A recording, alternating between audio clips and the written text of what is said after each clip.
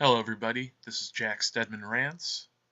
I'm Jack Stedman, and today I'm actually not really going to be ranting because I'm going to be reading a statement I made on Facebook in September of last year about Black Lives Matter and kind of where I stand on it. And I thought that would be a good thing to put out here now that I'm kind of making a YouTube identity. I think it's important to say where I'm at with it. So here goes. According to the Washington Post's police shooting database, there have been 15 unarmed black people shot by police so far in 2016. Again, this was in September. There were 38 in 2015. Bear in mind that shooting an unarmed suspect does not necessarily mean that the shooting was unjustified, just as some shootings of armed suspects could have been unjustified. But I think my point will stand despite this being a rough figure. According to the Bureau of Justice Statistics, in 2008, state and local law enforcement agencies employed more than 1.1 million persons on a full-time basis, including about 765,000 sworn personnel, defined as those with general arrest powers. Agencies also employed approximately 100,000 part-time employees, including 44,000 sworn officers. So, last year there were roughly 800,000 police officers and 40 shootings of unarmed black people, meaning that about 1 in 20,000 officers shot an unarmed black person. That's 0.005%. The hashtag Black Lives Matter narrative is simply not backed up by the numbers and ends up hurting black lives rather than helping them by propagating distrust in and fear of the police among the black demographic. It makes it harder for the police to enforce this law in predominantly black neighborhoods, i.e., witnesses of crimes don't come forward or cooperate, and tensions are higher than necessary during civilian-police interactions, which can lead to poor decision-making by either party involved. We need more civilian police cooperation, especially in towns like Chicago, where there have been over 3,200 shooting victims since January alone. Again, this was in September. There were 2,988 in 2015, both numbers according to the Chicago Tribune.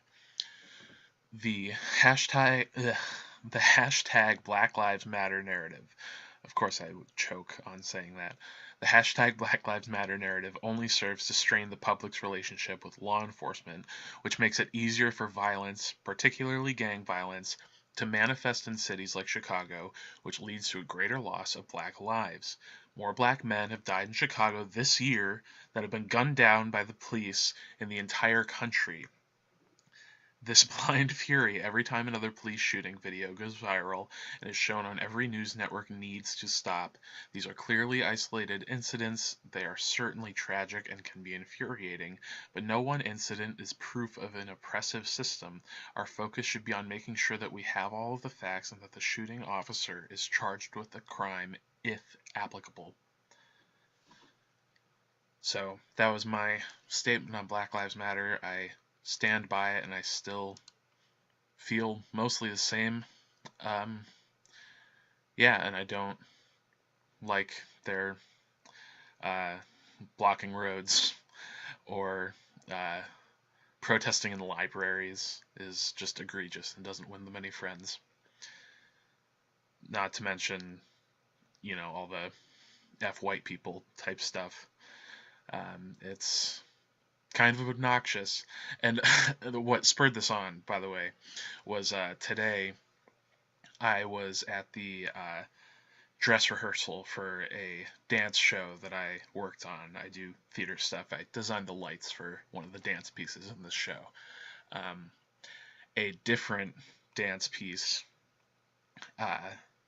in the same show, right before the intermission, that the way it ends is this guy walks down with a microphone and starts telling his story about how he was in a car crash, victim of like a drunk driver,